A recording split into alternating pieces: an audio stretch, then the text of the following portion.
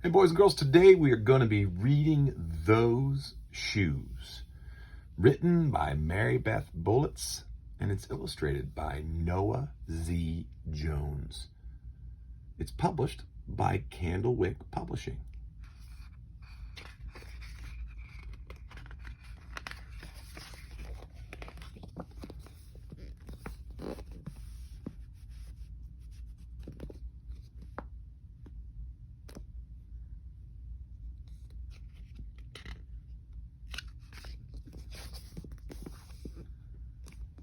I have dreamed about those shoes, black high tops, 2 white stripes.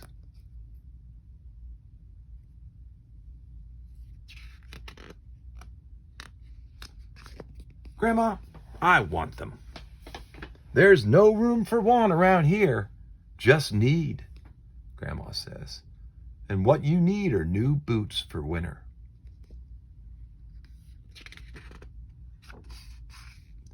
Brandon T comes to school in those shoes. He says he's the fastest runner now, not me. I was always the fastest before those shoes came along. Nate comes to school in those shoes. Antonio and I count how many times Nate goes to the bathroom. 7 times in one day, just so he can walk up and down the hall real slow. Next, Alan Jacoby and Terrence each get a pair. Then one day, in the middle of kickball, one of my shoes comes apart. Looks like you could use a new pair, Jeremy, Mr. Alfrey, the guidance counselor, says. He brings out a box of shoes and other stuff he has for kids who need things. He helps me find the only pair that are my size. Velcro, like the ones my little cousin Marshall wears. They have animals on them from a cartoon I don't think any kid ever watched.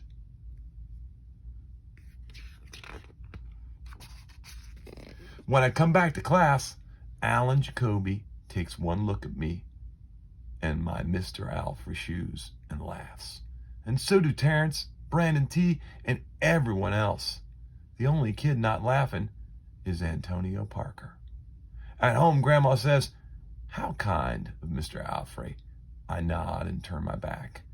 I'm not going to cry about any dumb shoes, but when I'm writing my spelling words later, every word looks like the word shoes, and my grip is so tight on my pencil, I think it might bust.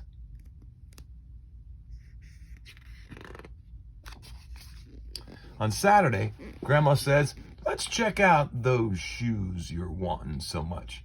I got a little bit of money set aside. Might be enough. You never know." At the shoe store, Grandma turns those shoes over so she can check the price. When she sees it, she sits down heavy. "Maybe they wrote it down wrong," I say. Grandma shakes her head.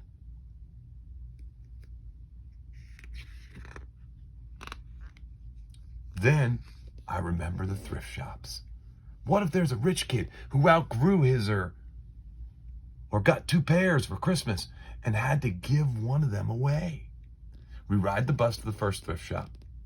Black cowboy boots, pink slippers, sandals, high heels, every kind of shoe except the ones I want.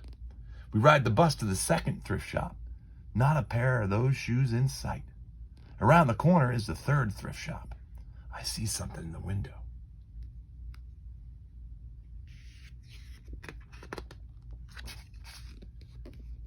Black shoes with 2 white stripes. High tops. Perfect shape. $2.50. Those shoes! My heart is pounding hard as I take off my shoes and hitch up my baggy socks. "How exciting," Grandma says. "What size are they?" I shove my foot into the first shoe, curling my toes to get my heel in. I don't know, but I think they fit.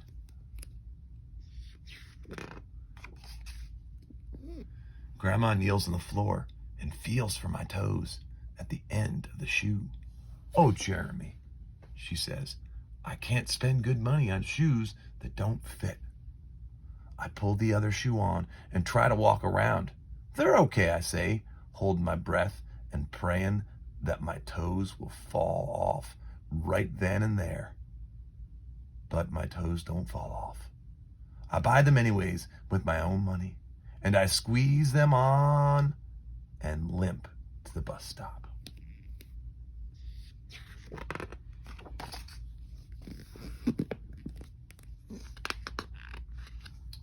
At home, a few days later, Grandma puts a new pair of snow boots in my closet and doesn't say a word about my 2 big feet shuffling around in my 2 small shoes. Sometimes shoes stretch, I say. Grandma gives me a hug.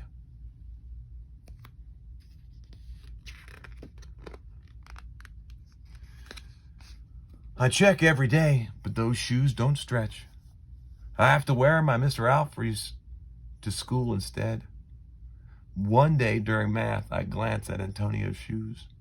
One of them is taped up, and his feet look smaller than mine. After school, I head to the park to think. Antonio's there, the only kid who didn't laugh at my Mr. Alfrey shoes.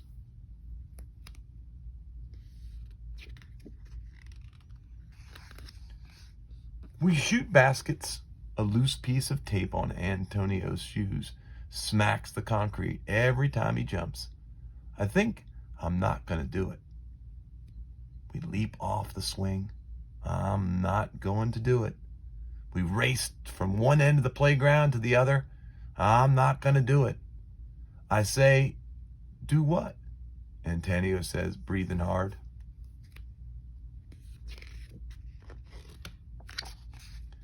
Grandma calls me for supper and invites Antonio over, too. After supper, he spies my shoes. How come you don't wear them? Antonio asks. I shrug. My hands are sweaty. I can feel him wishing those shoes were his. That night, I'm awake for a long time thinking about Antonio. When the morning comes, I try on my shoes one last time. Before I can change my mind, the shoes are in my coat. Snow is beginning to fall as I run across the street to Antonio's apartment. I put the shoes in front of his door, push the doorbell, and run.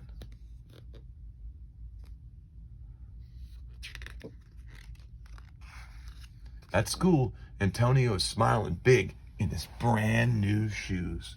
I feel happy when I look at his face and mad when I look at my Mr. Alfred shoes.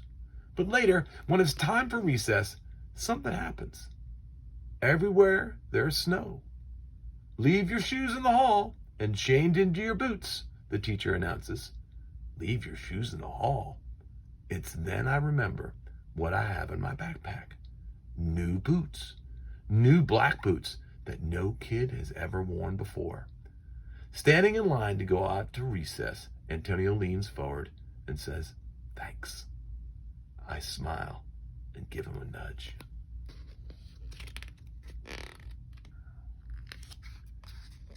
Let's race.